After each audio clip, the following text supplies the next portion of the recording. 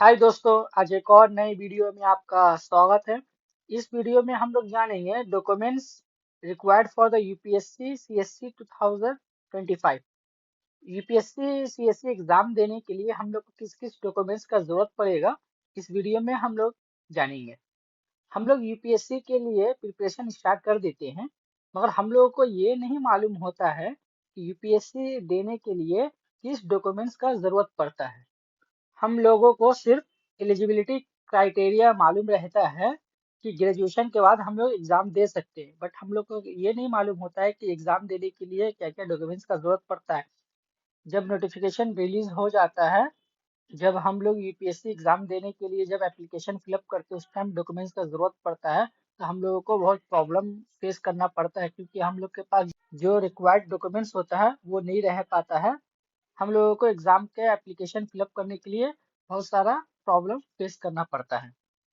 तो चलते हम लोग वीडियो को स्टार्ट करते हैं। इसमें जो है पहले हम लोग पूरा डॉक्यूमेंट्स के बारे में जानेंगे। डॉक्यूमेंट्स पहले जानने से पहले हम लोग जानेंगे यूपीएससी में जो है प्रीलिम्स एक होता है। प्रीलिम्स वो सबसे पहले होता है, उसके बाद जो है मेंस होता है, उसके बाद जो है इंटरव्यू होता है। इस वीडियो में हम लोग डॉक्यूमेंट्स के बारे में हम लोग जानेंगे। इससे पहले आप इस चैनल पे यूपीएससी के रिलेटेड बहुत सारा वीडियो है, आप जाकर देख सकते हैं। एक वीडियो है हाउ टू बिकेम आईएएस, इसके रिगार्डिंग भी वीडियो है, सिलेबस के रिगार्डिंग वीडियो है, और प्रीलिम्स एंड मेंस दोनों के रिगार्डिंग बुक लिस्ट का वीडियो है। आप इस यूट्यूब चैनल पर जाकर आप देख सकते हैं। तो सबसे पहले हम लोग इस वीडियो में जानेंगे प्रीलिम्स एग्जाम के रिलेटेड। प्रीलिम्स एग्जाम के लिए हम लोग प्रीलिम्स एग्जाम देने के लिए हम लोग को क्या क्या डॉक्यूमेंट्स का जरूरत पड़ता है। जो स्टूडेंट 2025 के लिए प्रिपरेशन कर रहे हैं, उनको सबसे पहले जानना है कि 22 जनवरी को 22 जनवरी 2025 को जो है नोटिफिकेशन रिलीज होगा। उसके बाद जो है इसका लास्ट डेट जो है 11 फेब है। 11 फेब 2025 को जो है इसका लास्ट डेट है। 22 तारीख को से आप फिलअप कर सकते हैं एप्लीकेशन, और 11 फरवरी 2025 को जो है आप लास्ट डेट होता है। और इसका जो एग्जाम जो है 2025 का प्रीलिम्स का जो है 25 मई 2025 को जो है प्रीलिम्स का एग्जाम है। 25 तारीख को जब प्रीलिम्स एग्जाम के लिए जब हम लोग एप्लीकेशन फिलअप करेंगे, तो हम लोगों को क्या क्या जरूरत पड़ेगा। हम लोग को सबसे पहले जो है ऑनलाइन पोर्टल में जाना है, जो यूपीएससी के वेबसाइट में जाना है। उसमें जो है वन टाइम रजिस्ट्रेशन करना पड़ता है, जिसमें इसमें पूरा फुल डिटेल आपका होता है। ये आप बाद में एडिट भी कर सकते हैं, कुछ कुछ जो है आप इसको एडिट नहीं कर सकते। तो आप जो है इसको वन टाइम प्रोसेस होता है, ओटीआर बनाना पड़ता है। उसके बाद जब आपको लॉगिन होगा, यूपीएससी के कोई भी एग्जाम आप दे सकते हैं। ओटीआर जो है एक रजिस्ट्रेशन होगा, जिसमें आपका जो बेसिक डिटेल रहेगा वो रहेगा। आप कोई भी एग्जाम के लिए यूपीएससी वेबसाइट में आप फिलअप करेंगे, तो सिर्फ जो आपको बेसिक डिटेल जो आपका वहाँ ऑलरेडी फिलअप रहेगा। उसके बाद हम लोग जानते हैं application process for the UPSC police exam regard certain documents as the list follow. हम लोग इसमें इस वीडियो में हम लोग जानेंगे क्या क्या डॉक्यूमेंट्स का जरूरत हम लोग को पड़ेगा यूपीएससी प्रीलिम्स एग्जाम देने के लिए। सबसे पहले हम लोग को जो scan photo copy of passport size photo का जो स्कैन कॉपी लगेगा। और अभी जो यूपीएससी एक नया रूल कर दिया 2024 में, कि यहाँ पर नीचे में जो है आपका, यहाँ पे नीचे में जो है आपका, यहाँ पर आपका नाम रहेगा। आप जो भी आपका नाम है, जैसे राहुल नाम है, रहीम नाम है, जो भी नाम है आपका, ये आपका ये फोटो रहेगा यहाँ पर, और यहाँ नीचे में जो है आपका नाम रहेगा। तो आप जो है गाइडलाइन जाकर देख सकते हो, जब नोटिफिकेशन निकलेगा आप गाइडलाइंस देख सकते हैं। उसके बाद scan copy of the signature, आपका सिग्नेचर का स्कैन कॉपी लगेगा। स्कैन कॉपी जो है जेपीजी फॉर्मेट में होगा, और फाइल जो है 300 केबी से ज़्यादा नहीं होना चाहिए। बहुत टाइम जो होता है 300 केबी से ज़्यादा हो जाता है। किसी भी मोबाइल से या कंप्यूटर से किसी भी ऐप से जाके जो इसको जो है रिड्यूस कर सकते हैं। केबी जो है आप रिड्यूस कर सकते हैं। इससे 300 से ज़्यादा नहीं होना चाहिए, और 20 से केबी से कम नहीं होना चाहिए।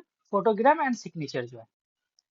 उसके बाद जो scan copy of the government issue photo ID card आपको लगेगा, जैसे आपका Aadhaar card, driving licence, PAN card आपके पास है, वोटर आईडी कार्ड है, पासपोर्ट है, and any other document issue by the central government and state government, वो लगेगा। आधार कार्ड सभी के पास होता है, आधार कार्ड दे देंगे, आपका जो है काम जो है हो जाएगा।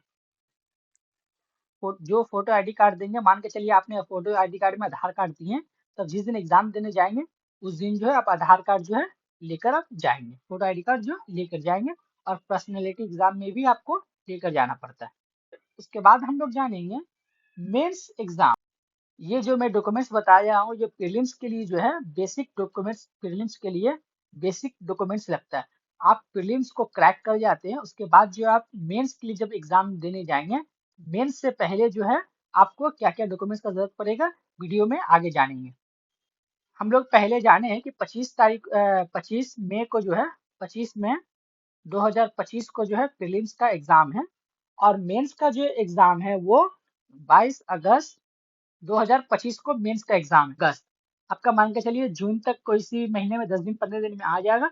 आपका अगस्त 2 महीने के बाद जो है फिर आपका अगस्त में जो है मेंस एग्जाम होगा। उसके लिए फिर से एक बार फॉर्म फिलअप करना पड़ता है, जिसको जो हम लोग डैफ बोलते हैं।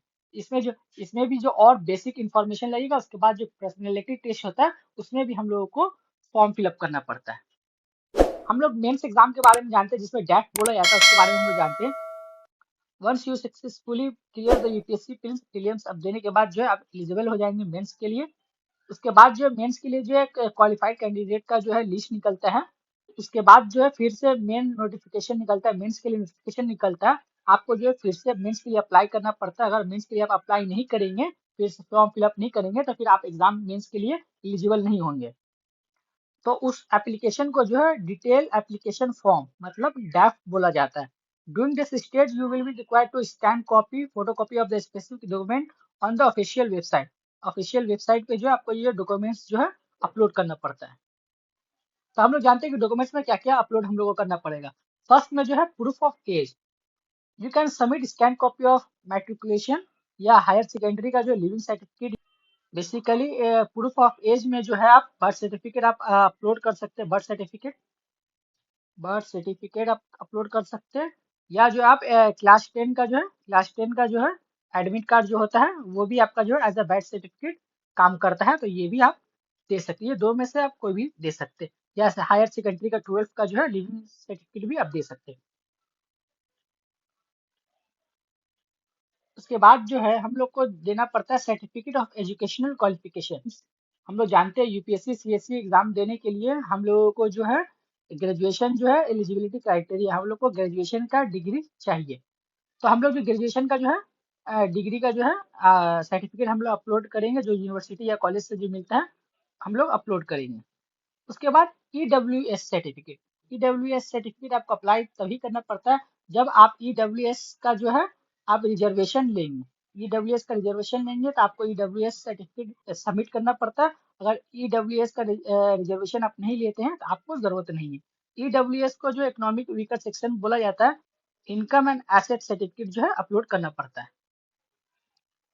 उसके बाद जो है एक और डॉक्यूमेंट्स पड़ता है, certificate supporting OBC SC ST status if applicable. अगर आप जनरल कैटेगरी से है तो आपको जरूरत नहीं है इस सर्टिफिकेट का।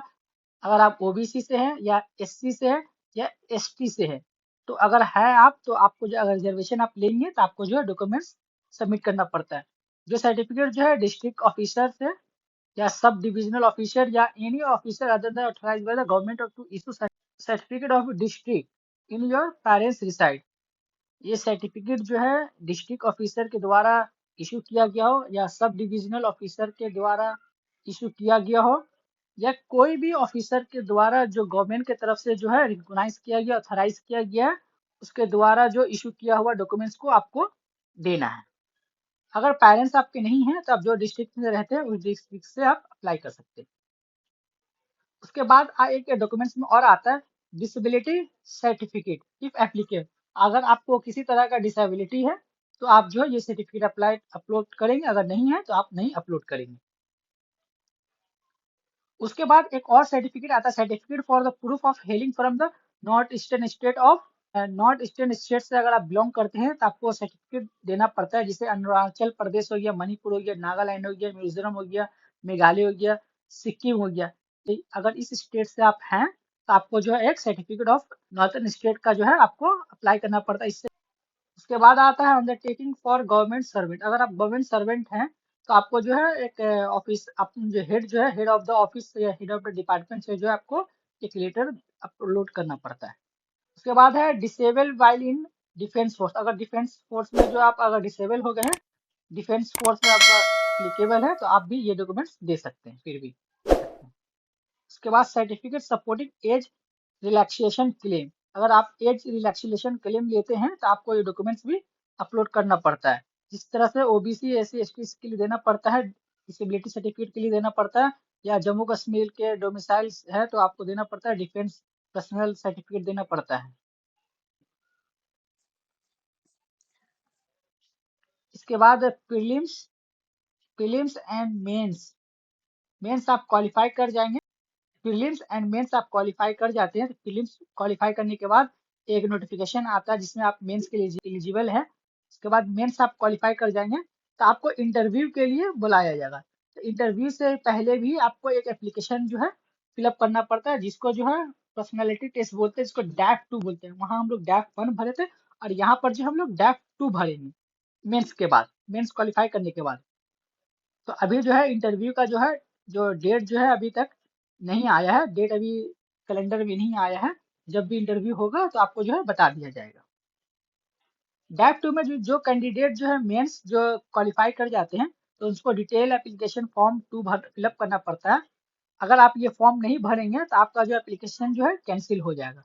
तो आपको जो है डैफ 1 डैफ 2 ये भी आपको जो अपलोड करना पड़ेगा। इसमें जो स्कैन कॉपी भी आपको फिर से जरूरत पड़ेगा, जो एक प्रिस्क्राइब लिमिट टाइम में आपको दिया जाएगा कि आपको मेंस क्लियर करने के बाद आपको 10 दिन 15 दिन के अंदर में जो आपको इसको सबमिट करना पड़ता है। वो गवर्नमेंट यूपीएससी वेबसाइट की तरफ से जो है नोटिफिकेशन आता है। Document to be scan and uploaded by submitting the detail application form on the website of the commission by the candidate. आपको जो है अपलोड करना पड़ता है।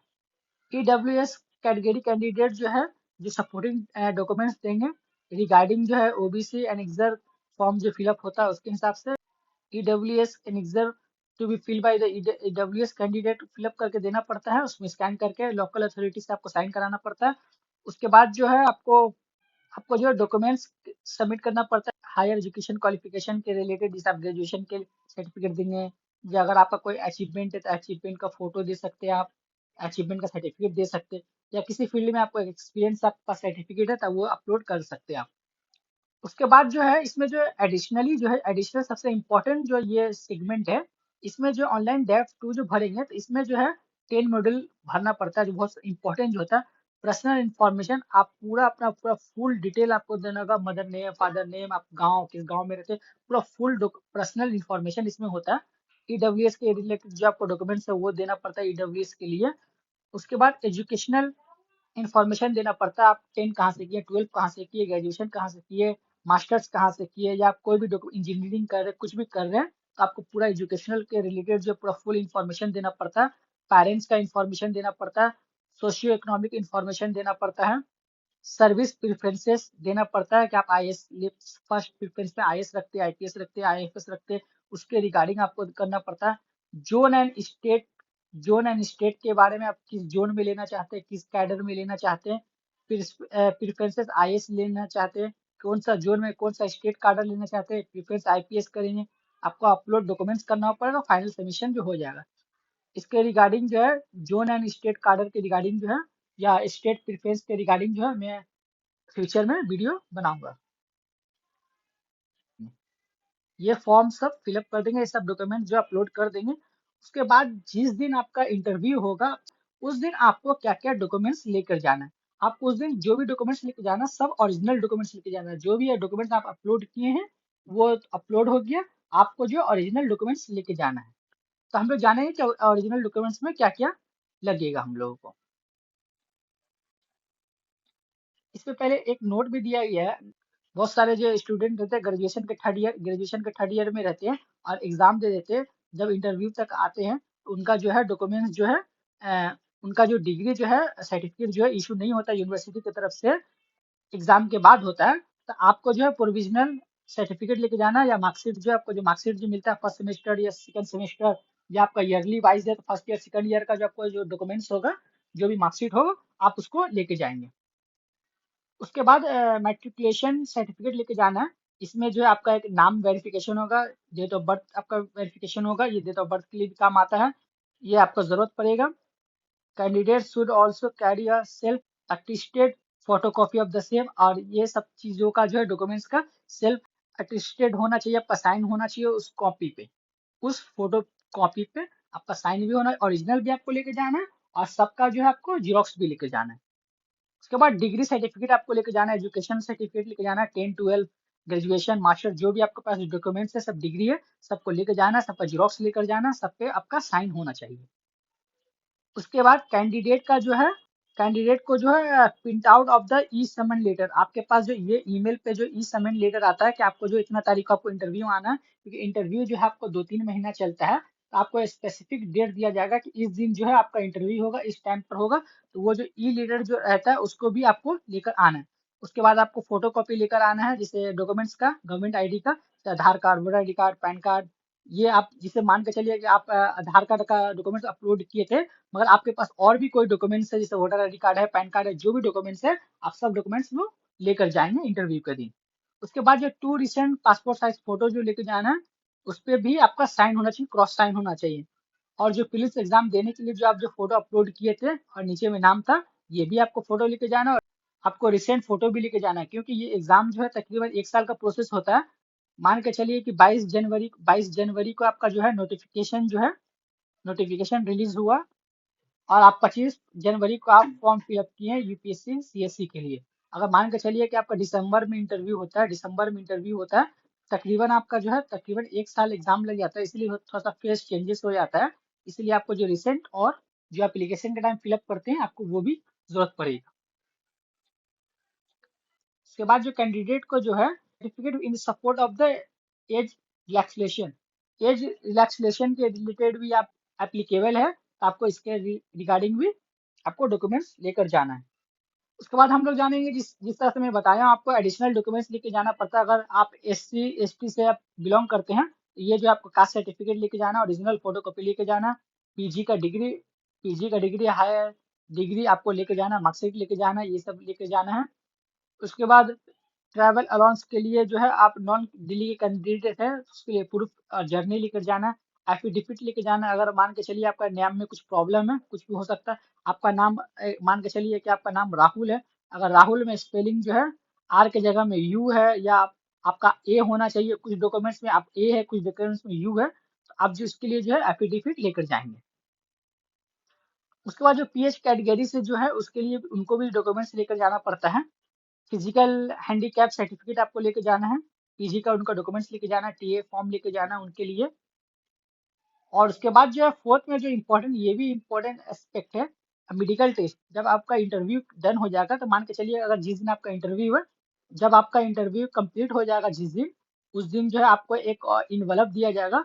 उस इन्वेलप में जो है आपको मेडिकल एग्जामिनेशन के रिलेटेड जो है उसमें इंफॉर्मेशन रहेगा कि आपको किस हॉस्पिटल में जाकर आपको मेडिकल एग्जामिनेशन करवाना है, किस डेट को करवाना है, उसमें जो है आपको लिखा रहेगा। तो कैंडिडेट को जो 8 से 10 फोटोग्राफ भी लेकर जाना है, और जिस दिन आप जाएंगे वहां भी आपको जरूरत पड़ेगा, हॉस्पिटल में भी आपको जरूरत पड़ेगा, और वहां भी यूपीएससी में भी आप 8 से 10 कॉपी जो एक्स्ट्रा लेके जाएंगे।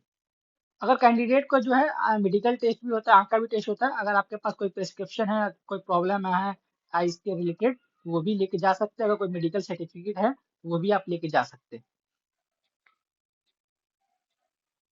यूपीएससी एग्जाम 2025 के देने के लिए आपको क्या क्या डॉक्यूमेंट्स की जरूरत पड़ेगा, मैं इस वीडियो में पूरा कंप्लीट एक्सप्लेन किया हूँ। आप इस वीडियो को लाइक करें, सब्सक्राइब करें, और अपने दोस्तों को शेयर करें। थैंक यू, धन्यवाद।